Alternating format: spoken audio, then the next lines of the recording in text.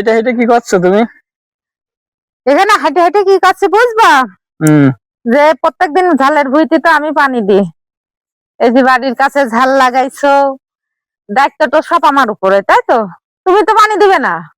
তুমি তো এক বালতি পানি ঝালের ভুঁইতে দাওনি, সেজন্য আজকে আল্লাহর রহমতে বৃষ্টি হয়েছে।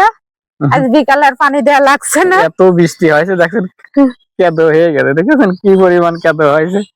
মানে বৃষ্টি কোন রকম একটু পানির ফুটা পড়েছে, তা তো ঝাল গাছে পানি দেওয়া লাগছে না, যেটুকু বৃষ্টি হয়েছে ঝাল গাছে তার পানি দেওয়া লাগছে না, তাই এই তো? বাড়ির কাছে বলে তো তোমার দায়িত্ব দিছে এই যে ঝাল গাছে পানি দেওয়ার জন্য। কিন্তু এই যে দেখেন আমরা বাড়ির পাশে এই যে ঝালের চারা, ঝাল গাছ লাগিয়েছি। ঝাল বেচলে 1 টাকা তোমাকে দেবো না। তো যাই হোক, ঝাল বেচলে আমাকে 1 টাকাও দেবে না। পানি আমি দিচ্ছি, সব আমি করছি। সবকিছু যত্ন মিষ্টি করতেছে, যার কারণে আর ঝাল তুমি হচ্ছে গিয়ে তুলে দিয়ে না, বেশি আনবো না আমি। আচ্ছা বেশি এনে আমার কাছে দিয়ে দিবা।